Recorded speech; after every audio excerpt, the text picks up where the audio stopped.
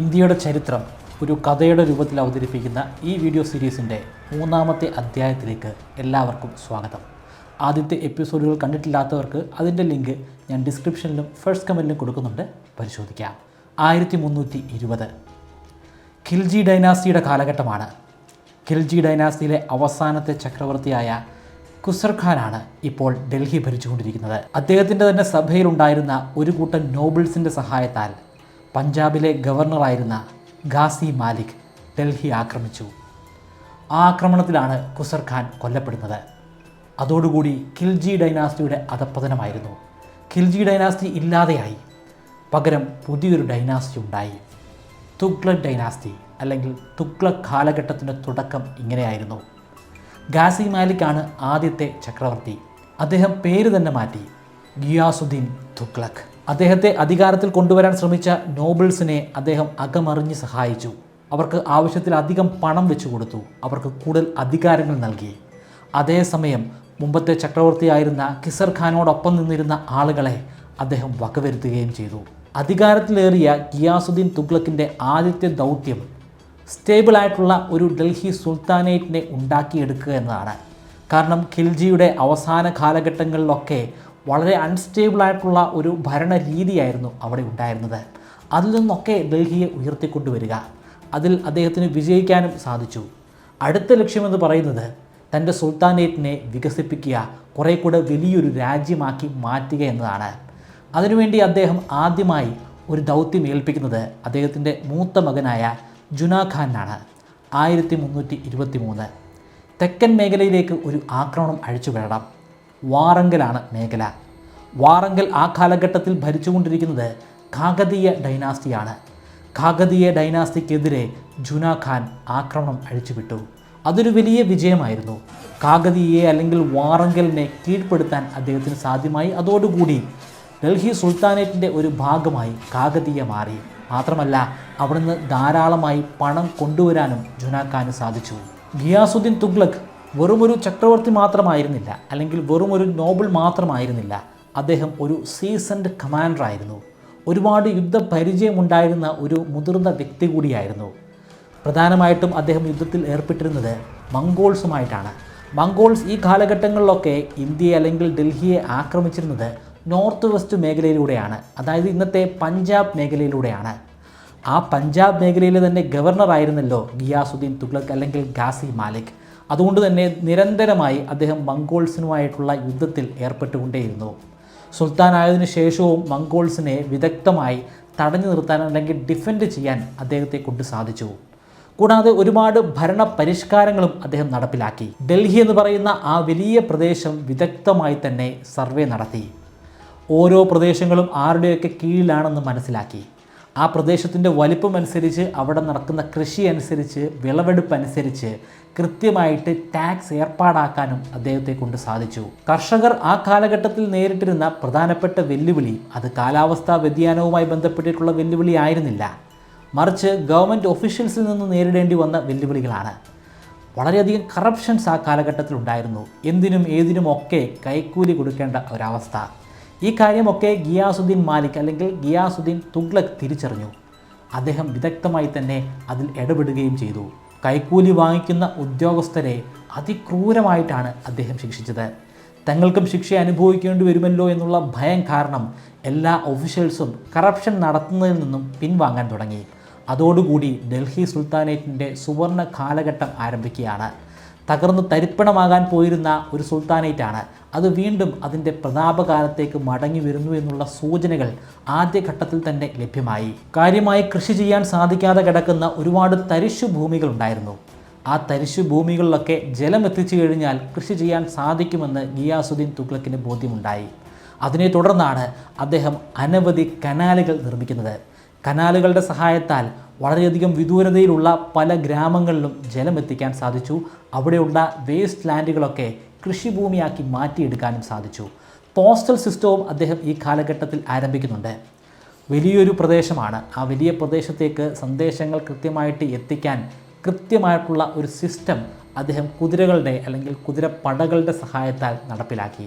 ഡൽഹിക്കുള്ളിൽ തന്നെ അതിമനോഹരമായ ഒരു ഫോർട്ട് സിറ്റിയും അദ്ദേഹത്തിന് ഉണ്ടാക്കാൻ സാധിച്ചു. തുഗ്ലകാബാദ് എന്ന പേരിലാണ് ആ ഫോർട്ട് സിറ്റി അറിയപ്പെടുന്നത്. താൻ മരിക്കുമ്പോൾ തന്നെ അടക്കം ചെയ്യാനായി അദ്ദേഹം മനോഹരമായിട്ടുള്ള ഒരു ടൂമ്പ് സ്ഥാപിച്ചു. ചുവന്ന സാൻഡ് സ്റ്റോണുകൾ ഉപയോഗിച്ചിട്ടും തൂവള്ള നിറത്തിലുള്ള മാർബിളുകൾ ഉപയോഗിച്ചിട്ടുമാണ് മനോഹരമായിട്ടുള്ള ആ ടൂമ്പ് അദ്ദേഹം നിർമ്മിച്ചത്. ടൂമ്പ് നിർമ്മിച്ച് അധികം വൈകാതെ തന്നെ ആ ടൂമ്പ് ഉപയോഗിക്കേണ്ട ഒരു ഗതികേടും അദ്ദേഹത്തിനുണ്ടായി. അതുമായി ബന്ധപ്പെട്ടിട്ടുള്ള കാര്യങ്ങൾ ഉരുത്തിരിയുന്നത് 1323 നടന്നിട്ടുള്ള ഒരു യുദ്ധത്തെ തുടർന്നാണ്. 1323 ബംഗാളിൽ ലഹളകൾ നടന്നുകൊണ്ടിരിക്കുകയാണ്, സിവിൽ വാറാണ്. അതിൻ്റെ ഉള്ളിൽ തന്നെ ഉള്ള ആളുകൾ പരസ്പരം അധികാരത്തിനു വേണ്ടി അങ്ങോട്ടും ഇങ്ങോട്ടും യുദ്ധം ചെയ്തുകൊണ്ടിരിക്കുകയാണ്. ഇതൊരു സുവർണ അവസരമാണെന്ന് മനസ്സിലാക്കിയ ഗിയാസുദ്ദീൻ തുഗ്ലക് തൻ്റെ പക്കലുണ്ടായിരുന്ന സൈന്യവുമായി ബംഗാളിലേക്ക് പോയി. അദ്ദേഹത്തിന് അവിടുത്തെ കാര്യങ്ങളൊക്കെ വളരെ ഈസി ആയിട്ട് തന്നെ നിർവഹിക്കാൻ സാധിച്ചു. ബംഗാളിനെ അദ്ദേഹം അനക്സ് ചെയ്തു. അവിടെ നിന്ന് ആവശ്യത്തിനുള്ള പണമൊക്കെ കവർന്നെടുത്ത് തിരികെ ഡൽഹിയിലേക്ക് മടങ്ങി. ഡൽഹിയിലേക്ക് നേരെ അങ്ങ് മടങ്ങി പോവുകയായിരുന്നില്ല. അതിനു മുമ്പ് മറ്റൊരു പ്രദേശം കൂടി അദ്ദേഹം കീഴടക്കി.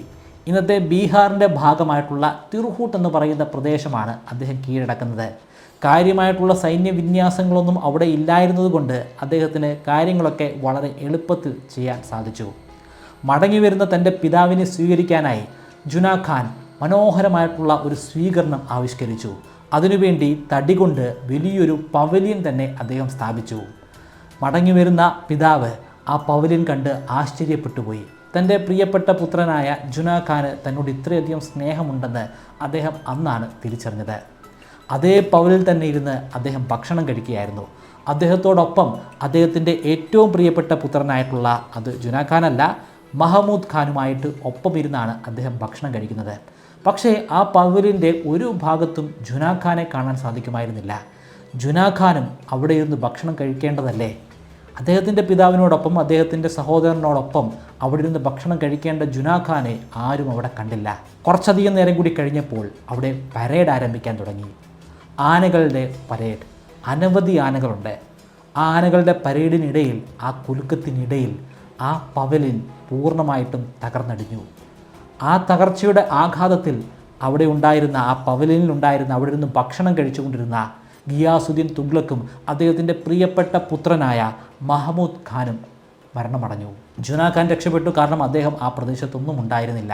ഇതുമായി ബന്ധപ്പെട്ട് വലിയ രീതിയിലുള്ള ഊഹാപോഹങ്ങളും ചരിത്രകാരന്മാർക്കിടയിൽ വലിയ തർക്കങ്ങളുമുണ്ട്. ഈ സംഭവ വികാസങ്ങളൊക്കെ കഴിഞ്ഞ് കുറേയധികം വർഷങ്ങൾ കൂടി കഴിഞ്ഞിട്ടാണ് ഇബ്ൻ ബത്തൂത്ത ഡൽഹി സന്ദർശിക്കുന്നത്. ആ കാലഘട്ടത്തിൽ ഡൽഹി ഭരിച്ചുകൊണ്ടിരിക്കുന്നത് മുഹമ്മദ് ബിൻ തുഗ്ലക്കാണ്. അവിടെ ഉണ്ടായിരുന്ന സംസാരങ്ങളിൽ നിന്നൊക്കെ ഇബ്ൻ ബത്തൂത്ത ഒരു കാര്യം മനസ്സിലാക്കിയെടുത്തു. അത് അദ്ദേഹത്തിൻ്റെ ട്രാവലോഗിൽ കൃത്യമായിട്ട് കോറിയിടുകയും ചെയ്തു. ഗിയാസുദ്ദീൻ്റെ മരണത്തിന് കാരണമായി സംഭവിച്ചിരുന്ന ആ പ്രതിഭാസം അതൊരു ആക്സിഡൻ്റേ ആയിരുന്നില്ല, അത് ബോധപൂർവമുള്ള ഒരു കൊലപാതകമായിരുന്നു. ആരാണ് ആ കൊലപാതകി? നിങ്ങൾ സംശയിക്കുന്നത് ശരിയാണ്, അത് ജുനാ ഖാനാണ്. ജുനാ ഖാൻ്റെ തന്ത്രപരമായിട്ടുള്ള ഒരു നീക്കത്തിലൂടെ മനഃപൂർവ്വം ഗിയാസുദ്ദീൻ തുഗ്ലക്കിനെയും അടുത്ത രാജാവാകാൻ പോകുന്ന അല്ലെങ്കിൽ ചക്രവർത്തിയാകാൻ പോകുന്ന മഹമൂദ് ഖാനെയും മനഃപൂർവ്വം വകവരുത്തുകയായിരുന്നു. പവലിയൻ പൂർണ്ണമായിട്ടും ഡിസൈൻ ചെയ്തത് ജുനാ ഖാൻ്റെ നിർദ്ദേശമനുസരിച്ചായിരുന്നു. ആനയുടെ പരേഡുകൾ നടക്കുന്ന സമയത്ത് അത് തകർന്നടിയണമെന്ന തരത്തിലാണ് അതിൻ്റെ നിർമ്മിതി നടത്തിയത്. ആനകളെ കൊണ്ട് ആ പവലിയൻ ചവിട്ടി നശിപ്പിക്കുകയും ചെയ്തിട്ടുണ്ടെന്ന് പറയപ്പെടുന്നു. പക്ഷേ അതുമായി ബന്ധപ്പെട്ടിട്ടുള്ള ഒരു തെളിവുകളും നമുക്ക് ലഭ്യമല്ല. ഇബ്ൻ ബത്തൂത്ത കുറച്ചധികം കാലം കഴിഞ്ഞാണ് ഡൽഹി മേഖലയിൽ എത്തിച്ചേരുന്നത്. അതുകൊണ്ട് തന്നെ ആളുകൾ വാമൊഴിയായി പറഞ്ഞ് കഥ മറ്റൊരു വേർഷനായി മാറിയിട്ടുണ്ടായിരിക്കാം. ജുനാ ഖാൻ നിരപരാധിയായിരിക്കാം, പക്ഷേ നമുക്കതിനെക്കുറിച്ച് ഒരു വ്യക്തതയില്ല. ഗിയാസുദ്ദീൻ തുഗ്ലക് മരണമടയുമ്പോൾ അടുത്ത ചക്രവർത്തിയായിട്ട് മാറുന്നത് ജുനാ ഖാനാണ്. കാരണം വേറൊരു ചോയ്സ് ഇല്ല. ജുനാ ഖാൻ അദ്ദേഹത്തിൻ്റെ പേര് മാറ്റി. അദ്ദേഹം പുതിയൊരു പേര് സ്വീകരിച്ചു. ആ പേരാണ് മുഹമ്മദ് ബിൻ തുഗ്ലക്. നമ്മളിന്ന് ഒരു പരിഹാസ്യ കഥാപാത്രമായിട്ടാണ് മുഹമ്മദ് ബിൻ തുഗ്ലക്കിൻ്റെ പേര് കേൾക്കുന്നത്. ജനങ്ങൾക്ക് പ്രയോജനം കിട്ടുന്ന തരത്തിൽ എന്തെങ്കിലുമൊക്കെ പരിഷ്കാരങ്ങൾ കൊണ്ടുവരും, എന്നാൽ ആ പരിഷ്കാരങ്ങളൊക്കെ വലിയ തകർച്ചയ്ക്ക് കാരണമായി മാറുന്നു.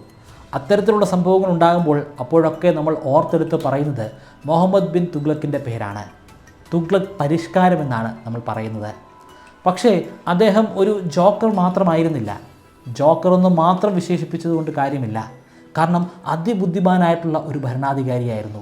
അദ്ദേഹത്തിന് ഒരുപാട് അറിവുണ്ടായിരുന്നു. ഫിലോസഫിയിൽ നല്ല അറിവുണ്ടായിരുന്നു, ഗണിതശാസ്ത്രത്തിൽ നല്ല ബോധമുണ്ടായിരുന്നു. വളരെ ബോൾഡായിട്ടുള്ള തീരുമാനങ്ങൾ എടുക്കുന്നതിൽ അദ്ദേഹത്തിന് ഒരു മടിയും ഉണ്ടായിരുന്നില്ല. അത്തരത്തിലുള്ള ഒരു തീരുമാനമാണ് 1327 നടപ്പിലാക്കിയത്. ഡൽഹിയിലാണ് ഡൽഹി സുൽത്താനേറ്റിൻ്റെ തലസ്ഥാനം. എന്നാൽ ഡൽഹി സുൽത്താനേറ്റിൻ്റെ പ്രധാനപ്പെട്ട പ്രദേശങ്ങളൊക്കെ തെക്കൻ മേഖലയിലായിട്ടാണ് കേന്ദ്രീകരിക്കുന്നത്. ആ വലിയ രാജ്യത്തിൻ്റെ ഉത്തര മേഖലയിലാണ് ഡൽഹി സുൽത്താനേറ്റിൻ്റെ തലസ്ഥാനം സ്ഥിതി ചെയ്യുന്നത്. അത് അവിടെ നിന്ന് മാറ്റി ഡൽഹി സുൽത്താനേറ്റിൻ്റെ ഏകദേശം മധ്യഭാഗത്തായിട്ട് സ്ഥാപിക്കുകയാണെങ്കിൽ വളരെ മികച്ച രീതിയിൽ ഭരണകാര്യങ്ങൾ നടപ്പിലാക്കാൻ സാധിക്കുമെന്ന് മുഹമ്മദ് ബിൻ തുഗ്ലക് അടിയുറച്ചു വിശ്വസിച്ചു. മാത്രമല്ല, ഡൽഹി നിൽക്കുന്ന മേഖലയിൽ മംഗോൾസിൻ്റെ ഭാഗത്തു നിന്നും വലിയ രീതിയിലുള്ള ആക്രമണങ്ങൾ പലപ്പോഴായിട്ട് സംഭവിക്കുന്നുണ്ട്. അവിടെ നിന്നൊക്കെ മാറി സുരക്ഷിതമായിട്ടുള്ളൊരു സ്ഥാനത്തേക്ക് പോകണമെന്ന് ചിന്തിച്ചതിൽ നമുക്ക് കുറ്റം പറയാൻ സാധിക്കില്ല. പക്ഷേ അത് എത്രമാത്രം പ്രാക്ടിക്കലായിരുന്നു. ആളുകളെ ഫോഴ്സ് ചെയ്തു വേണം ഡൽഹിയിൽ നിന്നും മറ്റൊരു സ്ഥലത്തേക്ക് കൊണ്ടുപോകാൻ. തലസ്ഥാനം കെട്ടിടങ്ങൾ മാത്രമല്ലല്ലോ, ആ കെട്ടിടത്തിൽ പ്രവർത്തിക്കുന്ന ഒരുപാട് നോബിൾസ് ഉണ്ട്, പ്രഗത്ഭരായിട്ടുള്ള അനവധി ആളുകളുണ്ട്, ആ കാലഘട്ടത്തിലെ എൻജിനീയേഴ്സ് ഉണ്ട്, അതുപോലെ തന്നെ വൈദികരുമൊക്കെ ഉണ്ട്. അവരെയും അവരുടെ കുടുംബത്തെയും ഒക്കെ ബലപ്രയോഗത്തിലൂടെയാണ്, നിർബന്ധപൂർവമാണ് അവിടെ നിന്നും ദേവഗിരിയിലേക്ക് കൊണ്ടുപോകാനായിട്ട് അദ്ദേഹം ശ്രമിക്കുന്നത്. ഡൽഹിയിൽ നിന്നും 1200 കിലോമീറ്റർ തെക്ക് ഭാഗത്തായിട്ടാണ് ദേവഗിരിയുടെ സ്ഥാനം. ആ ദേവഗിരിയിലേക്ക് ഏകദേശം 2 വർഷത്തോളം നീണ്ടുനിന്ന ഒരു യാത്രയായിരുന്നു. ആ യാത്രയിൽ അനവധി ആളുകൾ കൊല്ലപ്പെട്ടു. കുറേയധികം ആളുകളൊക്കെ അവിടെ നിന്ന് ഓടി രക്ഷപ്പെടാൻ ശ്രമിച്ച ആളുകളെയൊക്കെ സൈന്യം വകവരുത്തി.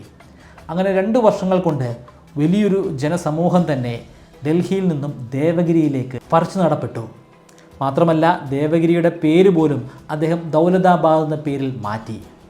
ആദ്യഘട്ടങ്ങളിലൊക്കെ അദ്ദേഹം കരുതിയതുപോലെ തന്നെയാണ് കാര്യങ്ങൾ മുന്നോട്ട് പോയത്. ഒരുപക്ഷെ അദ്ദേഹം കരുതിയതിനും അപ്പുറത്തേക്ക് തെക്കൻ മേഖലയിൽ വലിയൊരു സ്വാധീനം ചെലുത്താൻ സാധിച്ചു എന്ന് പറഞ്ഞാൽ അതിൽ തെറ്റൊന്നുമില്ല. പക്ഷേ ഉത്തരമേഖലയിൽ കാര്യങ്ങളൊക്കെ വഷളായി. മംഗോൾസ് നിരന്തരമായി ആക്രമിച്ചുകൊണ്ടേയിരുന്നു. കാരണം തലസ്ഥാന നഗരം അവിടെ നിന്ന് മാറിയതോടുകൂടി സൈന്യത്തിൻ്റെ കാര്യമായിട്ടുള്ള സാന്നിധ്യമൊന്നും ആ മേഖലയിലില്ല. ഡൽഹിയിൽ നിന്ന് തലസ്ഥാനം മാത്രമേ മാറ്റിയിട്ടുള്ളൂ. ഡൽഹി എന്ന് പറയുന്നത് ഡൽഹി സുൽത്താനേറ്റിൻ്റെ ഒരു ഭാഗമാണ്. അവിടെ പട്ടണങ്ങളുണ്ട്, അനവധി ആളുകൾ താമസിക്കുന്നുണ്ട്. അവിടെയൊക്കെ വലിയ രീതിയിലുള്ള കവർച്ചകളാണ് മംഗോൾസ് നടപ്പിലാക്കിക്കൊണ്ടിരിക്കുന്നത്. കൂടാതെ ഉത്തരമേഖലയിൽ ഒരുപാട് കലാപങ്ങളും ആരംഭിച്ചു. ചക്രവർത്തിക്കെതിരെയുള്ള, സുൽത്താനെതിരെയുള്ള കലാപങ്ങൾ. സ്വന്തമായിട്ട് സ്വാതന്ത്ര്യമുള്ള ഭരണ സംവിധാനങ്ങളുള്ള ചെറിയ ചെറിയ രാജ്യങ്ങളായി മാറണമെന്ന് അവർ ആഗ്രഹിച്ചു. അതുകൊണ്ട് തന്നെ പലപ്പോഴായി മുഹമ്മദ് ബിൻ തുഗ്ലക്കിന് ഉത്തരമേഖലയിലേക്ക് പോയി അവിടെ ഉണ്ടായിരുന്ന ആക്രമണങ്ങളെയൊക്കെ അടിച്ചൊതുക്കേണ്ട ഒരവസ്ഥയുണ്ടായി. കാര്യങ്ങൾ ഇങ്ങനെയാണെങ്കിൽ ഉത്തരമേഖല പൂർണ്ണമായിട്ടും കൈവിട്ടു പോകും. അങ്ങനെ കൈവിട്ടു പോകാൻ പാടില്ലെങ്കിൽ ദേവഗിരിയെ ഉപേക്ഷിച്ച് ഡൽഹിയിലേക്ക് മടങ്ങിപ്പോകണം. അങ്ങനെയാണ് 1334 അദ്ദേഹം വീണ്ടും ഒരു മാസ് മൈഗ്രേഷൻ നടത്തുന്നത്. ഫോഴ്സ്ഫുള്ളി അവിടെ ഉണ്ടായിരുന്ന ആളുകളെ തിരികെ ഡൽഹിയിലേക്ക് കൊണ്ടുപോയി. ആ യാത്രക്കിടയിലും അനവധി ആളുകൾ കൊല്ലപ്പെടുന്നുണ്ട്. സാമ്പത്തികമായിട്ടുള്ള വലിയ നാശനഷ്ടങ്ങളും അദ്ദേഹത്തിന് ഏറ്റുവാങ്ങേണ്ടി വന്നു. 1329 മുഹമ്മദ് ബിൻ തുഗ്ലക് മറ്റൊരു ഭരണ പരിഷ്കാരം കൂടി നടപ്പിലാക്കി. ചൈനയിൽ നടന്നുകൊണ്ടിരിക്കുന്ന ഒരു സിസ്റ്റമാണ് അത് അദ്ദേഹത്തിൻ്റെ രാജ്യത്തേക്ക് കൊണ്ടുവരിക മാത്രമാണ് ശരിക്കും മുഹമ്മദ് ബിൻ തുഗ്ലക് ചെയ്യുന്നത്. സ്വർണം ഉപയോഗിച്ചിട്ടും വെള്ളി ഉപയോഗിച്ചിട്ടുമാണ് ആ കാലഘട്ടത്തിൽ നാണയം അച്ചടിച്ചിറക്കിയിരുന്നത്. സ്വർണത്തിനും വെള്ളിക്കും നല്ല വിലയാണ്. അപ്പോൾ സ്വർണവും വെള്ളിക്കും ഒക്കെ പകരം മറ്റെന്തെങ്കിലുമൊക്കെ വസ്തുക്കൾ ഉപയോഗിച്ച് നാണയം അടിക്കുകയാണെങ്കിൽ നാണയം ഉണ്ടാക്കേണ്ട ചെലവ് കുറയ്ക്കാൻ സാധിക്കും. സ്വർണത്തിനും വെള്ളിക്കും പകരം ബ്രാസിലും കോപ്പറിലും നാണയങ്ങൾ അച്ചടിച്ചു തുടങ്ങി. പക്ഷേ ഈ ബ്രാസും കോപ്പറും സാധാരണക്കാരുടെ കയ്യിൽ പോലുമുണ്ട്. അത് സുലഭമായിട്ട് ലഭിക്കാനുണ്ട്. അതിൻ്റെ വിലയും വളരെയധികം കുറവാണ്. അവിടെ ഉണ്ടായിരുന്ന സാധാരണക്കാരായിട്ടുള്ള ആളുകൾ സ്വന്തമായിട്ട് നാണയം അച്ചടിക്കാൻ തുടങ്ങി. അതുകൊണ്ട് തന്നെ ഈ സംവിധാനവും നിർത്തലാക്കേണ്ട ഒരു ഗതികേടിലേക്കാണ് തുഗ്ലക് എത്തിച്ചേരുന്നത്. അദ്ദേഹത്തിൻ്റെ അടുത്ത പരിഷ്കാരം ഇറാഖിനെ ആക്രമിക്കുക എന്നുള്ളതാണ്. ഇറാഖ് എന്ന് പറയുമ്പോൾ അത് പൂർണ്ണമായിട്ടും ഒരു മരുഭൂപ്രദേശമാണ്. മരുഭൂപ്രദേശത്തേക്ക് ആക്രമണം അഴിച്ചു വിടണമെങ്കിൽ അവിടേക്ക് പോകുന്ന സൈനികർക്ക് അതിനു വേണ്ട ട്രെയിനിങ് ഉണ്ടായിരിക്കേണ്ടതാണ്. കൂടാതെ ഇപ്പോൾ ഉള്ള സൈന്യത്തെക്കാൾ കുറേ കൂടി സ്ട്രെങ്ത് ഉള്ള ഒരു സൈന്യം ഉണ്ടാക്കിയെടുക്കണം. അതിനുവേണ്ടി വളരെ മാസീവായിട്ടുള്ള ഒരു റിക്രൂട്ട്മെൻറ്റ് നടപ്പിലാക്കി. സൈനിക റിക്രൂട്ട്മെൻറ്റ് നടപ്പിലാക്കുക എന്ന് പറയുന്നത് വളരെ ചിലവേറിയ ഒരു കാര്യമാണ്. ഈ സൈനികർക്കെല്ലാം 3 നേരവും ഭക്ഷിക്കാനുള്ള ഭക്ഷണം ഉണ്ടാക്കണം.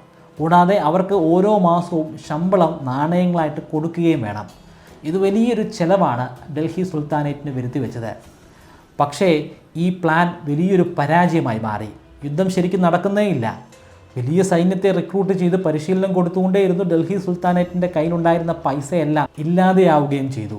കൂടാതെ സൈന്യത്തിന് ആവശ്യമായിട്ടുള്ള ഭക്ഷണങ്ങൾ സപ്ലൈ ചെയിനുകളിലൂടെയും ഇറാഖിൽ എത്തിക്കണം. കാര്യങ്ങളൊക്കെ ഒന്ന് പ്ലാൻ ചെയ്ത് നടപ്പിലാക്കാനായിട്ട് ശ്രമിക്കുമ്പോൾ അതൊരിക്കലും നടപ്പിലാക്കാൻ സാധിക്കാത്ത ഒരു ദൗത്യമാണെന്ന് തുഗ്ലക്കിനും അദ്ദേഹത്തോടൊപ്പം ഉണ്ടായിരുന്ന മറ്റ് നോബിൾസിനും മനസ്സിലായി.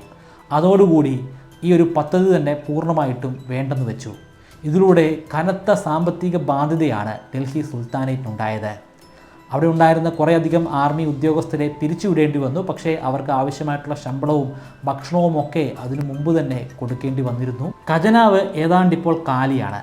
അത് നിറയ്ക്കുകയൊന്നും വേണ്ട, പക്ഷേ ദൈനംദിന കാര്യങ്ങളൊക്കെ കൃത്യമായിട്ട് മുടങ്ങാതെ നടന്നു പോകണം. ദൈനംദിന കാര്യങ്ങളെന്ന് പറയുമ്പോൾ തന്നെ വലിയ ചിലവാണ്. കാരണം ചക്രവർത്തിയാണല്ലോ. അപ്പോൾ ചക്രവർത്തിക്ക് തന്നെ വലിയൊരു തുക വേണ്ടിവരും. കൂടാതെ സൈന്യത്തെ നിലനിർത്താൻ പണം ആവശ്യമാണ്. ഭരണകാര്യങ്ങളൊക്കെ നടപ്പിലാക്കാനും പണം വേണം. അതിനൊറ്റൊരു മാർഗ്ഗമേ ഉള്ളൂ, ടാക്സ് വർദ്ധിപ്പിക്കുക. ഡൽഹി സുൽത്താനേറ്റിലെ ഏറ്റവും മനോഹരമായിട്ടുള്ള പ്രദേശം ദോആബ് മേഖലയാണ്. ഗംഗാ നദിക്കും യമുന നദിക്കും ഇടയിലുള്ള ഒരു പ്രദേശമാണ്. അവിടെ വലിയ രീതിയിൽ തന്നെ കൃഷി ചെയ്യാൻ സാധിക്കുന്നത് കൊണ്ട് തന്നെ അവിടെയുള്ള കർഷകർക്ക് നല്ല രീതിയിൽ വിളവെടുക്കാനും സാമ്പത്തികമായിട്ട് ഉയർന്നു വരാനും സാധിക്കും. അതായത് ടാക്സ് വർദ്ധിപ്പിക്കുകയാണെങ്കിൽ വർദ്ധിപ്പിക്കേണ്ടത് ഈ ദോആബ് മേഖലയിലെ ടാക്സ് ആണ്. കാരണം അവിടെയാണ് കൂടുതലായിട്ട് സമ്പത്തുള്ളത്. അവിടെ വിളവെടുപ്പ് കൃത്യമായിട്ട് നടക്കുന്നുണ്ട്. അതുകൊണ്ട് മറ്റൊന്നും ആലോചിക്കാതെ തുഗ്ലക്ക് ആ മേഖലയിൽ ഉണ്ടായിരുന്ന കർഷകരുടെ ടാക്സ് ഗണ്യമായി വർദ്ധിപ്പിച്ചു. പക്ഷേ ആ കാലഘട്ടത്തിൽ ദോആബിൽ വളരെ മോശമായിട്ടുള്ള ഒരു വിളവെടുപ്പാണ് ഉണ്ടായിരുന്നത്. കാര്യമായിട്ടുള്ള സാമ്പത്തികമൊന്നും ഉണ്ടാക്കിയെടുക്കാൻ കർഷകർക്ക് സാധിച്ചിരുന്നില്ല. അതിനോടൊപ്പമാണ് ഒരു ഇരുട്ടടി എന്ന രീതിയിൽ ടാക്സിൻ്റെ വർധനവും ഉണ്ടാകുന്നത്. അതോടുകൂടി അവിടെ ഉണ്ടായിരുന്ന പല കർഷകരും കൃഷിയും കൃഷിഭൂമിയും ഒക്കെ ഉപേക്ഷിച്ച് അവിടെ നിന്ന് നാട് വിട്ടു. അവശേഷിച്ച ആളുകളൊക്കെ വലിയ രീതിയിലുള്ള കലാപങ്ങൾ ഉണ്ടാക്കി. അദ്ദേഹത്തിൻ്റെ ആ നടപടിയും വലിയ പരാജയത്തിൽ കലാശിച്ചു. സമ്പത്തില്ലെങ്കിൽ സൈന്യത്തെ ഉണ്ടാക്കിയെടുക്കാൻ സാധിക്കില്ല. സൈന്യമില്ലെങ്കിൽ ആ രാജ്യത്തിന് ഒരു സ്റ്റെബിലിറ്റി ഉണ്ടായിരിക്കുന്നതല്ല. ഡൽഹി സുൽത്താനേറ്റിലും അതുതന്നെ സംഭവിച്ചു. ഡൽഹി സുൽത്താനേറ്റ് തകർന്നടിയാൻ തുടങ്ങി. അവിടെ ഉണ്ടായിരുന്ന അത്യാവശ്യം വലിപ്പമുള്ള ചില മേഖലകളൊക്കെ സ്വതന്ത്രമായിട്ടുള്ള രാജ്യങ്ങളായിട്ട് അവർ തന്നെ പ്രഖ്യാപിച്ചു. അക്കൂട്ടത്തിൽ ഏറ്റവും പ്രശസ്തമാണ് 1336 സ്വാതന്ത്ര്യം പ്രഖ്യാപിച്ച വിജയനഗർ. 1347 ബഹ്മാനി സുൽത്താനേറ്റും സ്വാതന്ത്ര്യം പ്രഖ്യാപിച്ചു. ഇതിനു പുറമെ വേറെയും ചില സുൽത്താനേറ്റുകൾ സ്വാതന്ത്ര്യം പ്രഖ്യാപിച്ച് വേറിട്ട രാജ്യങ്ങളായി മാറുന്നുണ്ട്. കർഷകർ കൃഷിഭൂമി ഉപേക്ഷിച്ചു പോയതോടുകൂടി കൂടുതൽ ദാരിദ്ര്യമായി ഡൽഹി സുൽത്താനേറ്റിൽ. അതിനെ ഒന്ന് കൺസോൾ ചെയ്യാനായിട്ട്, കർഷകരെ ഒന്ന് സമാധാനിപ്പിക്കാനായി പുതിയൊരു നിയമം കൊണ്ടുവന്നു. ദിവാനി കോഹി എന്നാണ് ആ നിയമത്തിൻ്റെ പേര്. ഈ നിയമത്തിൻ്റെ അടിസ്ഥാനത്തിൽ കർഷകർക്ക് ലോൺ കൊടുക്കും. പലിശയൊക്കെ ചേർത്ത് തിരിച്ചടയ്ക്കണം. പക്ഷേ അതിന് കുറച്ച് കാലം സമയം കിട്ടും. അതിനുള്ളിൽ അടച്ചു തീർത്താൽ മതി. പക്ഷേ അപ്പോഴേക്കും ഒരുപാട് വൈകിപ്പോയിരുന്നു. ദോആബ് മേഖലയിൽ ഇപ്പോൾ കാര്യമായിട്ട് കർഷകരൊന്നുമില്ല. ഉള്ളവർ തന്നെ വലിയ രീതിയിലുള്ള പ്രക്ഷോഭവുമായിട്ട് പോവുകയാണ്. അവർ ലോൺ മേടിക്കാൻ കൂട്ടാക്കുന്നില്ല. എങ്കിൽ പോലും പല ആളുകളും ലോൺ മേടിച്ച് പല രീതിയിലുള്ള കൃഷി കാര്യങ്ങൾ ചെയ്യാനായിട്ട് തുടങ്ങി. ദോആബ് മേഖലയിൽ മാത്രമല്ല, ഡൽഹി സുൽത്താനേറ്റിൻ്റെ മറ്റ് മേഖലകളിലും കൃഷി കൂടുതലായിട്ട് ചെയ്യാൻ തുടങ്ങി. പക്ഷേ ഈ ലോണൊന്നും കൃത്യമായിട്ട് കർഷകരുടെ കൈ കിട്ടിയില്ല, അല്ലെങ്കിൽ പൂർണ്ണമായിട്ട് കിട്ടിയിട്ടില്ല. അവർക്ക് കിട്ടേണ്ട ലോണിൻ്റെ നല്ലൊരു ശതമാനം ലോണും നേടിയെടുത്തത് ഇടനിലക്കാരായിട്ടുള്ള ഗവൺമെൻറ് ഒഫീഷ്യൽസാണ്, അല്ലെങ്കിൽ നോബിൾസാണ്. നല്ല രീതിയിലുള്ള അഴിമതിയാണ് അന്ന് അവിടെ നടന്നത്. 1330 മുതൽ 1351 വരെയുള്ള കാലയളവിൽ മുഹമ്മദ് ബിൻ തുഗ്ലക്കിനെ നമുക്കൊരു പ്രത്യേക സ്ഥലത്തായിട്ട് കാണാൻ സാധിക്കില്ല. അദ്ദേഹം എല്ലായ്പ്പോഴും സഞ്ചരിച്ചു കൊണ്ടേയിരിക്കുകയാണ്. അങ്ങനെ സഞ്ചരിക്കേണ്ട ഒരു ഗതികേടാണ് അദ്ദേഹത്തിനുണ്ടായത്. കാരണം ഓരോ മേഖലയിലും കലാപങ്ങൾ നടന്നുകൊണ്ടിരിക്കുകയാണ്. ഓരോ മേഖലയിൽ കലാപം നടക്കുമ്പോൾ അദ്ദേഹത്തിൻ്റെ സൈന്യവുമായിട്ട് അങ്ങോട്ട് സഞ്ചരിക്കും. ആ കലാപമൊക്കെ ഒന്ന് അടിച്ചമർത്തുമ്പോഴേക്കും മറ്റൊരു മേഖലയിൽ വേറൊരു കലാപം പൊട്ടിപ്പുറപ്പെടും. പിന്നീട് അങ്ങോട്ടായി യാത്ര. അങ്ങനെ നിരന്തരമായിട്ട് യാത്ര ചെയ്തുകൊണ്ട് യുദ്ധം ചെയ്തുകൊണ്ട് തന്നെ ഇരുന്നു. അദ്ദേഹത്തിന് പ്രായമായിക്കൊണ്ടിരിക്കുകയാണ്. കൂടാതെ അനവധി രോഗങ്ങളുമുണ്ട്. അതൊന്നും വകവയ്ക്കാതെ അദ്ദേഹം നിരന്തരമായിട്ട് യുദ്ധങ്ങളിൽ ഏർപ്പെട്ടുകൊണ്ടേയിരുന്നു. അങ്ങനെ ഇരിക്കുകയാണ് 1350 ധാഗി എന്ന് പറയുന്ന ഒരു ടർക്കിഷ് റിബൽ ഗുജറാത്ത് മേഖലയിൽ ഒരു വലിയ കലാപം ഉണ്ടാക്കുന്നത്. ആ കലാപം അടിച്ചമർത്താനായി സാധാരണഗതിയിൽ മറ്റ് മേഖലകളിലേക്ക് പോയതുപോലെ തന്നെ മുഹമ്മദ് ബിൻ തുഗ്ലക്ക് തൻ്റെ സൈന്യവുമായിട്ട് ഗുജറാത്തിലേക്ക് പുറപ്പെട്ടു. കലാപത്തെ പൂർണ്ണമായിട്ട് നശിപ്പിക്കാൻ സാധിച്ചു. പക്ഷേ ത്യാഗി അവിടെ നിന്നും ഓടി രക്ഷപ്പെട്ടു. അദ്ദേഹം നേരെ പോകുന്നത് സിന്ധ് മേഖലയിലേക്കാണ്. അദ്ദേഹത്തെ അങ്ങനെ വെറുതെ വിട്ട കാര്യമില്ല. കാരണം വീണ്ടും ഒരു കലാപം തുടങ്ങാൻ അദ്ദേഹത്തെ കൊണ്ട് സാധിക്കും. അതുകൊണ്ട് ആ വ്യക്തി ഇനി ജീവിക്കാൻ പാടില്ല. അദ്ദേഹത്തിൻ്റെ പിന്നാലെ പോയി വകവരുത്തുക തന്നെ. അങ്ങനെയാണ് സിന്ധ് മേഖലയിലേക്ക് തുഗ്ലക്കും സേനയും കടന്നു പോകുന്നത്. 1351 സിന്ധ് മേഖലയിലെ തട്ട എന്ന് പറയുന്ന പ്രദേശത്ത് വെച്ച് അദ്ദേഹത്തിൻ്റെ രോഗം കലശലായി. ആ രോഗത്തെ അതിജീവിക്കാൻ തുഗ്ലക്കിന് സാധിക്കുമായിരുന്നില്ല. ആ മേഖലയിൽ വെച്ച് തന്നെ, തട്ടയിൽ വെച്ച് തന്നെ അദ്ദേഹം നിര്യാതനായി. മുഹമ്മദ് ബിൻ തുഗ്ലക്ക് അതോടുകൂടി അവസാനിക്കുന്നു. പക്ഷേ തുഗ്ലക്ക് ഡൈനാസ്റ്റി അവസാനിക്കുന്നില്ല. അതിനുശേഷവും തുഗ്ലക്ക് ഡൈനാസ്റ്റി ഉണ്ട്. നോബിൾസിനിടയിൽ വലിയൊരു ചർച്ച നടന്നുകൊണ്ടിരിക്കുകയാണ്. ആരാണ് അടുത്ത സുൽത്താൻ? അവരുടെ മുൻപിൽ ഒരു പേര് ഉയർന്നു വന്നു. അത് മുഹമ്മദ് ബിൻ തുഗ്ലക്കിൻ്റെ കസിനായ ഫിറോസ് ഷാ തുഗ്ലക്കാണ്. നോബിൾസിനിടയിൽ ഫിറോസ് ഷാ തുഗ്ലക്കിന് നല്ല പേരാണ്. കാരണം നോബിൾസിനോടൊക്കെ വളരെ മര്യാദയോടുകൂടി, വളരെ ബഹുമാനത്തോടു കൂടിയാണ് അദ്ദേഹം പ്രവർത്തിച്ചുകൊണ്ടിരിക്കുന്നത്. കൂടാതെ ഡൽഹി സുൽത്താനേറ്റിൻ്റെ അവസ്ഥ വളരെയധികം ഗുരുതരമാണ്.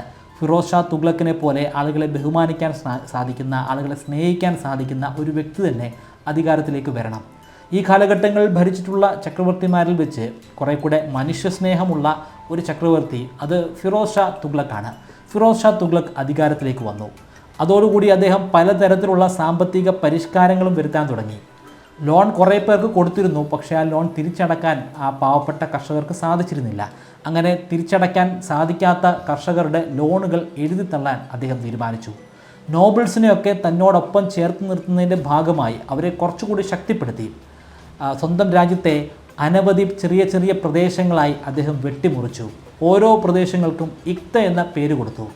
ആ ഇക്തയുടെ അധികാരം, അല്ലെങ്കിൽ അവിടെ നിന്ന് ടാക്സ് കളക്ട് ചെയ്യാനുള്ള അധികാരം ഇക്താദാരി എന്ന പേരിൽ ഓരോ നോബിൾസിനായിട്ടും കൊടുത്തു. കൂടാതെ പട്ടാളക്കാർക്ക് പൂർണ്ണമായിട്ടും പണം സാലറിയായിട്ട് കൊടുക്കാതെ കുറച്ച് പട്ടാളക്കാർക്കൊക്കെ ചില പ്രദേശങ്ങൾ എഴുതി കൊടുക്കാൻ തുടങ്ങി. ആ പ്രദേശത്തിൻ്റെ അധികാരം അവർക്കുണ്ടായിരിക്കും. കൂടാതെ അവർക്ക് അവിടെ നിന്നും ടാക്സ് കളക്ട് ചെയ്യാൻ സാധിക്കും. അതിൻ്റെ ഒരു വിഹിതം സുൽത്താനെ ഏൽപ്പിക്കണം. ബാക്കി വരുന്ന തുക പട്ടാളക്കാർക്കും അതുപോലെ നോബിൾസിനും സ്വന്തമാക്കാം. ഇത് ഹെറിഡിറ്ററി ആയിട്ടുള്ള ഒരു സംവിധാനമാണ്. അതായത് അച്ഛനാണ് ആദ്യം അധികാരം കിട്ടുന്നത്. പിന്നീട് അദ്ദേഹത്തിൻ്റെ മക്കൾക്കായിട്ട് ഓരോ ഇക്തകളും പങ്കിട്ടെടുക്കാനായിട്ട് സാധിക്കും. അത് തലമുറയായിട്ട് ആസ്വദിക്കാൻ സാധിക്കുന്ന ഒരു വലിയ വരുമാന സ്രോതസ്സായിട്ട് ഇക്തകൾ പ്രവർത്തിച്ചു. ഇതിലൂടെ നോബിൾസും പട്ടാളക്കാരും വലിയ രീതിയിൽ തന്നെ സാമ്പത്തികമായിട്ടും പവറിൻ്റെ കാര്യത്തിലും ഉയർന്നു വരാൻ തുടങ്ങി. പക്ഷേ അവിടെ ഒരു വീക്ക്നെസ് ഉണ്ടായത് ചക്രവർത്തിയുടെ കാര്യത്തിലാണ്. കാരണം ചക്രവർത്തിക്ക് ഈ ഇക്തകളിൽ കാര്യമായിട്ടുള്ള അധികാരമില്ല.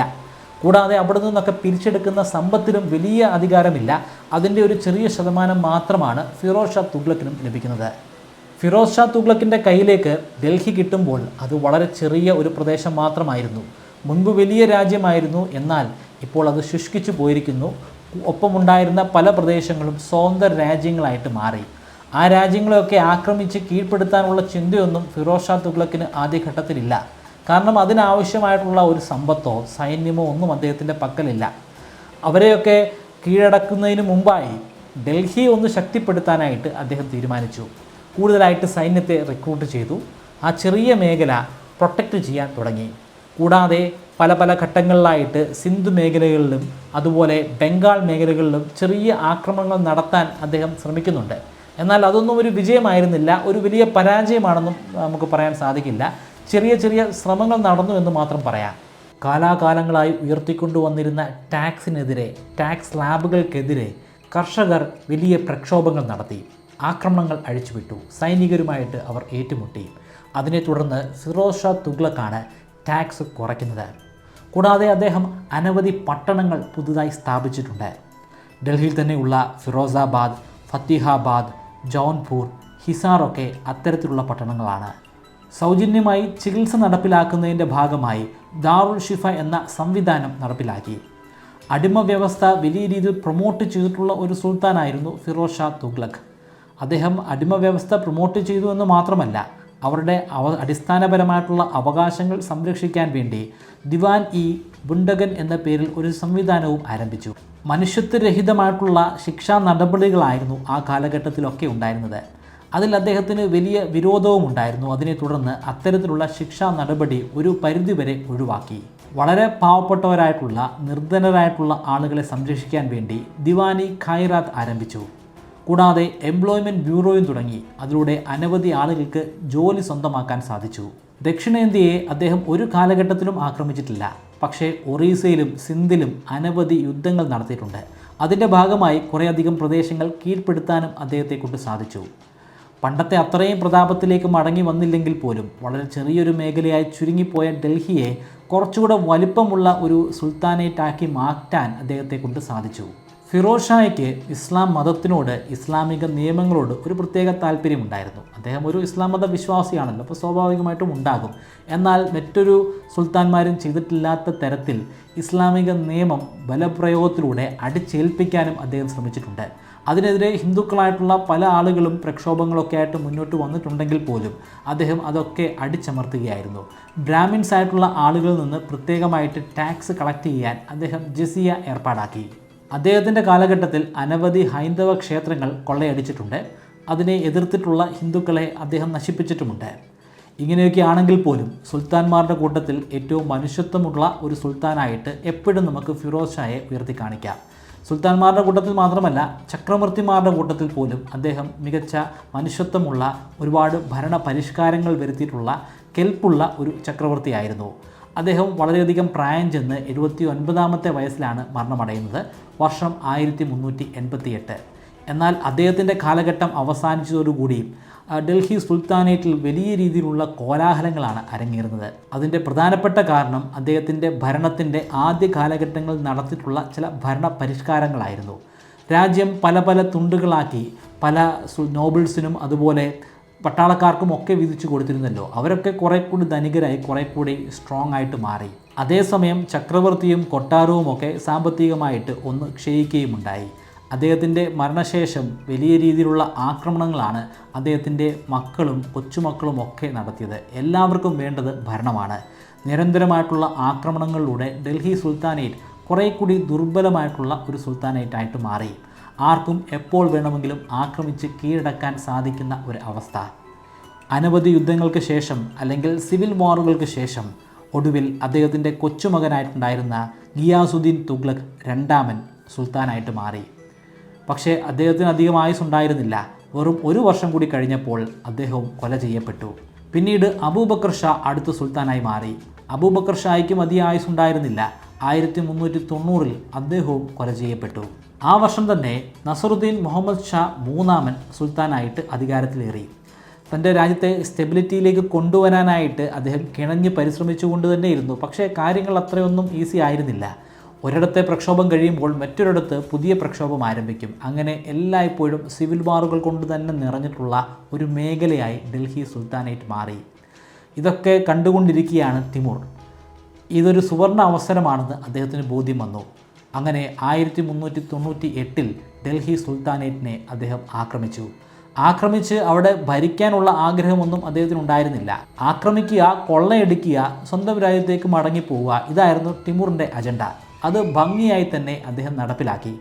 നസറുദ്ദീൻ മുഹമ്മദ് ഷാ മൂന്നാമന് അധികാരമൊന്നും നഷ്ടമായില്ല. കാരണം തിമൂർ അത് പിടിച്ചെടുത്തില്ലല്ലോ. അവിടെ ഉള്ളതെല്ലാം മോഷ്ടിച്ചുകൊണ്ട് അദ്ദേഹം മടങ്ങിപ്പോയി. ഇപ്പോൾ ഒരു കൊട്ടാരവും പിന്നെ ആ കൊട്ടാരവുമായി ബന്ധപ്പെട്ടിട്ടുള്ള ചില ആളുകളും ഒക്കെയാണ് അവിടെ ഉള്ളത്. കാര്യമായിട്ടുള്ള സാമ്പത്തിക ശേഷിയൊന്നുമില്ല. എന്നാലും ഒരു പാവയെപ്പോലെ ഒരു രാജാവിൻ്റെ കുപ്പായമൊക്കെ അണിഞ്ഞ് നസറുദ്ദീൻ ഷാ മുഹമ്മദ് മൂന്നാമൻ അധികാരത്തിൽ തുടർന്നു പോന്നു. മുമ്പ് തിമൂർ ആക്രമിച്ചപ്പോൾ മുൾട്ടാനിലെ ഗവർണറായിരുന്ന കിസർ ഖാൻ അദ്ദേഹത്തിന് ഐക്യദാർഢ്യം പ്രഖ്യാപിച്ചു. തിമൂറിനോടൊപ്പം നിന്ന് ഡൽഹിയെ കൊള്ളയടിക്കാൻ അദ്ദേഹം സഹായിച്ചു. മുൾട്ടാനിലെ ഗവർണർ എന്ന് പറയുമ്പോൾ അത് ഡൽഹി സുൽത്താനേറ്റിൻ്റെ ഭാഗമാണ്. തുഗ്ലക് രാജവംശത്തിൻ്റെ അണ്ടറിൽ വരുന്ന ഒരു ഭാഗത്തിൻ്റെ ഗവർണറായിരുന്നു കിസർ ഖാൻ. കിസർ ഖാൻ കാലുവാരി എന്ന് നമുക്ക് പറയാം. കിസർ ഖാൻ കാലുവാരുന്നതിന് പിന്നിൽ പ്രധാനപ്പെട്ട ഒരു അജണ്ട ഉണ്ടായിരുന്നു. തിമൂറിൻ്റെ ലക്ഷ്യം ഡൽഹിയിലെ സുൽത്താൻ പദവി അല്ലെന്ന് കിസർ ഖാന് വ്യക്തമായിട്ടറിയാം. തിമൂർ ഇവിടുന്ന് പോയി കഴിഞ്ഞാൽ പിന്നീട് ഒന്ന് ശ്രമിക്കുകയാണെങ്കിൽ കിസർ ഖാന് അധികാരത്തിൽ കയറാൻ സാധിക്കുമെന്ന് അയാൾ അടിയുറച്ച് വിശ്വസിച്ചിരുന്നു. അതിൻ്റെ ഭാഗമായിട്ടാണ് തിമൂറിനോടൊപ്പം നിന്ന് കൊള്ളയടിച്ച് ആവശ്യത്തിനുള്ള പണം തിമൂറിന് സമ്മാനിച്ചത്. ഇതിൻ്റെയൊക്കെ പ്രത്യുപകാരമായിട്ട് തിമൂർ അദ്ദേഹത്തിൻ്റെ ഡൽഹിയിലെ ഡെപ്യൂട്ടി ആയിട്ട് കിസർ ഖാനെ നിയമിച്ചു. 1414 വരെ നസറുദ്ദീൻ ഷാ അധികാരത്തിലുണ്ടായിരുന്നു. ഒരു പപ്പറ്റായിട്ട് മാത്രമാണ് അവിടെ പ്രവർത്തിച്ചിരുന്നത്. പിന്നീട് അദ്ദേഹം മരണമടഞ്ഞപ്പോൾ കിസർ ഖാൻ അധികാരം പിടിച്ചെടുക്കാനായിട്ട് ശ്രമിച്ചു. അവിടെ നോബിൾസ് മറ്റൊരാളെ അധികാരിയായിട്ട് കണ്ടിട്ടുണ്ടായിരുന്നു. അത് ദൗലത്ത് ലോധിയാണ്. ദൗലത്ത് ലോധിയെ കീഴടക്കിയിട്ടാണ് കിസർ ഖാൻ ഡൽഹിയിലെ അധികാരം പിടിച്ചെടുക്കുന്നത്. പക്ഷേ അപ്പോഴും കിസർ ഖാന് ഡൽഹിയിലെ സുൽത്താനാകാൻ സാധിച്ചില്ല. കാരണം അപ്പോഴും അയാൾ വെറും ഡെപ്യൂട്ടി മാത്രമാണ്. ഒരു ഡെപ്യൂട്ടി ആയിട്ട് തന്നെയാണ് പിന്നീട് അദ്ദേഹം ആ പ്രദേശം ഭരിക്കുന്നത്. എന്നാൽ കാലം കുറേയധികം മുന്നോട്ട് പോയി. തിമൂറിൻ്റെ കാലഘട്ടമൊക്കെ കഴിഞ്ഞു. കിസർ ഖാൻ മരണമടഞ്ഞു. പിന്നീട് 1421 കിസർ ഖാൻ്റെ മകനായ മുബാറക് ഷാ സുൽത്താനായിട്ട് മാറി. മുബാർ ഷാ വെറും ഡെപ്യൂട്ടി അല്ല, അദ്ദേഹം സുൽത്താനായിട്ട് തന്നെയാണ് മാറിയത്. കാരണം ടിമൂറിൻ്റെ കാലഘട്ടം കഴിഞ്ഞല്ലോ. ടിമൂർ അങ്ങ് കീഴടക്കിയിട്ട് പോവുകയും ചെയ്തു. അദ്ദേഹത്തിൻ്റെ അടുത്ത പിൻഗാമികൾ വന്നു. അവർക്ക് വിധേയരല്ല ഇപ്പോൾ ഡൽഹി സുൽത്താനേറ്റ്. മുബാറക് ഷാ സ്വതന്ത്ര അധികാരമുള്ള ഒരു സുൽത്താനായിട്ട് മാറി. അദ്ദേഹം പുതിയൊരു ഡൈനാസ്റ്റിക്ക് തുടക്കം കുറിച്ചിരിക്കുകയാണ്. അതാണ് സെയ്ദ് ഡൈനാസ്റ്റി. പക്ഷേ ചില ചരിത്രകാരന്മാർ പറയുന്നത് മുബാറക് ഷായെ അതിൻ്റെ തുടക്കക്കാരനായിട്ട് നമുക്ക് പറയാൻ സാധിക്കില്ലെന്നാണ്. ഖിസർ ഖാനാണ് സെയ്ദ് ഡൈനാസ്റ്റി സ്ഥാപിച്ചതെന്ന് ഈ കൂട്ടർ പറയുന്നു. അതിൻ്റെ പ്രധാനപ്പെട്ട ഒരു കാരണം ഖിസർ ഖാൻ ഡൽഹി ഭരിച്ചിരുന്ന ഒരു വ്യക്തിയാണ്. ആ ഖിസർ ഖാൻ ഒരിക്കലും തുഗ്ലക്കിൻ്റെ ഒരു ഭാഗമായിരുന്നില്ല. തുഗ്ലക്കിൻ്റെ ഭാഗമായിട്ടുള്ള ഒരു പ്രദേശത്തെ ഗവർണറായിരുന്നു. പക്ഷേ തുഗ്ലക് കുടുംബത്തിൽപ്പെട്ടിട്ടുള്ള ഒരു അംഗമല്ല. അദ്ദേഹം സെയ്ദ് വിഭാഗത്തിൽപ്പെടേണ്ട ഒരു വ്യക്തിയാണ്. അതുകൊണ്ട് തന്നെ സെയ്ദ് രാജവംശം സ്ഥാപിച്ച വ്യക്തി അത് ഖിസർ ഖാനാണ്. പക്ഷേ സെയ്ദ് രാജവംശത്തിലെ ആദ്യത്തെ സുൽത്താനായിട്ട് മാറിയത് അദ്ദേഹത്തിൻ്റെ മകനായ മുബാറക് ഷായുമാണ്. മുബാറക് ഷായ്ക്ക് കാര്യങ്ങൾ അത്ര എളുപ്പമൊന്നും ആയിരുന്നില്ല. കാരണം ഡൽഹി വളരെ ചെറിയ പ്രദേശമാണ്. തൊട്ടടുത്തൊക്കെ ഡൽഹിയേക്കാൾ കുറേ കൂടെ ശക്തമായിട്ടുള്ള രാജ്യങ്ങൾ വേറെയുമുണ്ട്.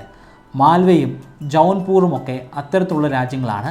അവിടെ നിന്ന് നിരന്തരമായിട്ട് ആക്രമണങ്ങൾ ഏറ്റുവാങ്ങേണ്ട ഒരു ദുർഗതിയായിരുന്നു ഡൽഹിക്ക് ആ കാലഘട്ടത്തിൽ ഉണ്ടായിരുന്നത്. അതുകൊണ്ട് തന്നെ മുബാറക് ഷായ്ക്ക് ശരിക്കും ആ ഒരു ജീവിതമൊന്നും ആസ്വദിക്കാൻ സാധിച്ചില്ല. എപ്പോഴും യുദ്ധമാണ്, കൂടാതെ ആഭ്യന്തര ലഹളയും നടക്കുന്നുണ്ട്. വളരെ അൺസ്റ്റേബിൾ ആയിട്ടുള്ള ഒരു കാലഘട്ടമാണ്. സെയ്ദ് ഡൈനാസ്റ്റി തന്നെ വലിയ രീതിയിൽ പോപ്പുലർ ആയിട്ടുള്ള ഒരു ഡൈനാസ്റ്റി അല്ല. കാരണം വളരെ ചെറിയൊരു കാലഘട്ടം മാത്രമാണ് അവർ രാജ്യം ഭരിച്ചിരുന്നത്. 1414 മുതൽ 1451 വരെ നീണ്ടുനിന്ന വളരെ ചെറിയൊരു കാലഘട്ടം. പറയത്തക്ക വലിയ കാര്യങ്ങളൊന്നും അവിടെ നടന്നിട്ടില്ല. ആ കൂട്ടത്തിൽ ഏറ്റവും ശക്തനായിട്ടുള്ള ഭരണാധികാരി മുബാറക് ഷാ ആയിരുന്നു. അദ്ദേഹം യമുനയുടെ തീരത്ത് മുബാറക്കാബാദ് എന്ന പേരിൽ ഒരു പുതിയ പട്ടണവും സ്ഥാപിച്ചു. മാത്രമല്ല അദ്ദേഹം അവിടുത്തെ നിത്യ സന്ദർശകനായിരുന്നു. അവിടുത്തെ ക്ഷേത്രത്തിൽ നിരന്തരമായി അദ്ദേഹം പ്രാർത്ഥിക്കുമായിരുന്നു. അദ്ദേഹം പ്രാർത്ഥിക്കാൻ അവിടെ കൃത്യസമയത്ത് എത്തിച്ചേരുമെന്ന് എല്ലാവർക്കും അറിയാം. അതുകൊണ്ട് തന്നെ അദ്ദേഹത്തെ അവിടെ വെച്ച് വകവരുത്താൻ ചില ആളുകൾ ഗൂഢാലോചന നടത്തി. അതിന് നേതൃത്വം നൽകിയത് സർവാർ ഉൽ മുൾക്ക് എന്ന ഒരു മിനിസ്റ്ററായിരുന്നു. അദ്ദേഹത്തോടൊപ്പം മറ്റ് ചില നോബിൾസും ഉണ്ടായിരുന്നു. നോബിൾസും സർവാർ ഉൽ മുൾക്കും ഈ ചക്രവർത്തിക്കെതിരെ തിരിയാൻ ഒരു കാരണമുണ്ട്. ഇക്തകൾ തന്നെയാണ് ഡൽഹിയിലെ പല പ്രദേശങ്ങളും ചെറിയ ചെറിയ ഇക്തകളായിട്ട് ഡിവൈഡ് ചെയ്തിരിക്കുകയാണ്. അത് ഓരോന്നും ഓരോരോ നോബിൾസിനും ചില പട്ടാളക്കാർക്കും ഒക്കെയാണ്. പക്ഷേ അദ്ദേഹം നിരന്തരമായിട്ട് ഈ നോബിൾസിനെ ട്രാൻസ്ഫർ ചെയ്തുകൊണ്ടേയിരുന്നു. പ്രധാനപ്പെട്ട ലക്ഷ്യമെന്ന് പറയുന്നത് അധികാരം എപ്പോഴും സുൽത്താന് തന്നെ ആയിരിക്കണം. നോബിൾസിന് ഒരു മേഖല തന്നെ എല്ലായ്പ്പോഴും ഭരിക്കാൻ കൊടുക്കുകയാണെങ്കിൽ അവർ കുറേ കൂടെ സ്ട്രോങ് ആയിട്ട് മാറും. എന്നാൽ അവരെ ഇങ്ങനെ ട്രാൻസ്ഫർ ചെയ്തുകൊണ്ടിരിക്കുകയാണെങ്കിൽ സുൽത്താനായിരിക്കും ഏറ്റവും കൂടുതൽ അധികാരം ഉണ്ടായിരിക്കുക. പക്ഷേ ഇത് നോബിൾസിന് അത്ര അധികം ഇഷ്ടപ്പെട്ടില്ല. അതുകൊണ്ട് തന്നെ മുബാറക് ഷായെ കൊല്ലാൻ അവർ ഉറപ്പിച്ചു. അതിനുവേണ്ടി കൃത്യമായിട്ടുള്ള ഒരു പ്ലാനാണ് അവർ ഉണ്ടാക്കിയെടുത്തത്. മുബാറക്കാബാദിലെ മുബാറക് പള്ളിയിൽ മുബാറക് ഷാ പ്രാർത്ഥിക്കുന്ന സമയത്ത് അദ്ദേഹത്തെ ആക്രമിച്ചു കൊന്നു. പ്രാർത്ഥിക്കുന്ന സമയത്ത് അദ്ദേഹത്തോടൊപ്പം മറ്റ് സൈനികരൊന്നും ഉണ്ടായിരിക്കില്ല. കൂടാതെ അദ്ദേഹത്തിൻ്റെ കയ്യിൽ ആയുധവും ഉണ്ടായിരിക്കില്ല. പ്രാർത്ഥിക്കുന്ന സമയത്ത് എന്തൊക്കെ സംഭവിച്ചാലും ആ പ്രാർത്ഥനാ ചടങ്ങിൽ നിന്ന് അദ്ദേഹം പിന്തിരിയില്ലായിരുന്നു. അതൊരു അവസരമായിട്ട് എടുത്തിട്ടാണ് സർവാർ ഉൽ മുൾക്കും സംഘവും അദ്ദേഹത്തെ കൊല്ലുന്നത്. 1434 മുബാറക് ഷായുടെ അനന്തരവനായ മുഹമ്മദ് ഷാ അധികാരത്തിൽ വന്നു. വളരെ വീക്കായിട്ടുള്ള ഒരു ഭരണാധികാരിയായിരുന്നു. അദ്ദേഹത്തെ കൊണ്ട് എന്ത് ഭരണ നടപടികൾ സ്വീകരിപ്പിക്കാനും നോബിൾസിന് സാധിച്ചിരുന്നു. നോബിൾസിൻ്റെ അധികാരം ഗണ്യമായി വർദ്ധിച്ചുകൊണ്ടേയിരുന്നു. കൂടുതൽ പണം അവർക്ക് സ്വന്തമാക്കാൻ സാധിച്ചു. ഇക്തകൾ ഇഷ്ടാനുസരണം സ്വന്തമാക്കാൻ അവരെ കൊണ്ട് സാധിച്ചു. അങ്ങനെയിരിക്കെയാണ് മാൽവ ഡൽഹിയെ ആക്രമിക്കുന്നത്. മുഹമ്മദ് ഷായുടെ കയ്യിൽ കാര്യമായിട്ട് സൈന്യമൊന്നുമില്ല. അദ്ദേഹത്തിന് ഒറ്റയ്ക്ക് ഒന്നും ചെയ്യാൻ സാധിക്കില്ല.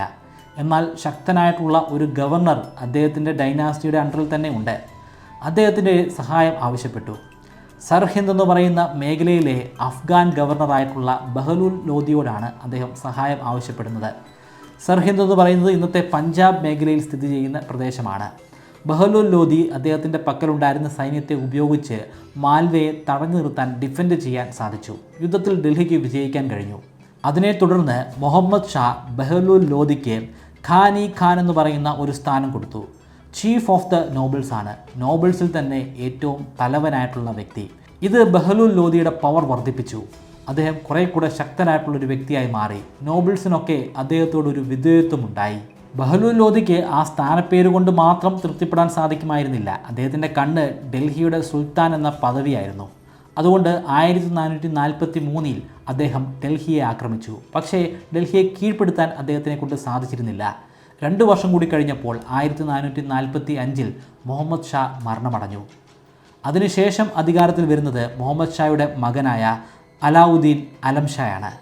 അലാവുദ്ദീൻ അലം ഷാ മുഹമ്മദ് ഷായേക്കാൾ വളരെ വീക്കായിട്ടുള്ള ഒരു ഭരണാധികാരിയായിരുന്നു. അദ്ദേഹം ഒരു ഭരണാധികാരിയാണെന്ന് പോലും നമുക്ക് പറയാൻ സാധിക്കത്തില്ല. കാരണം അദ്ദേഹം ഒന്നും തന്നെ ചെയ്തിട്ടില്ല.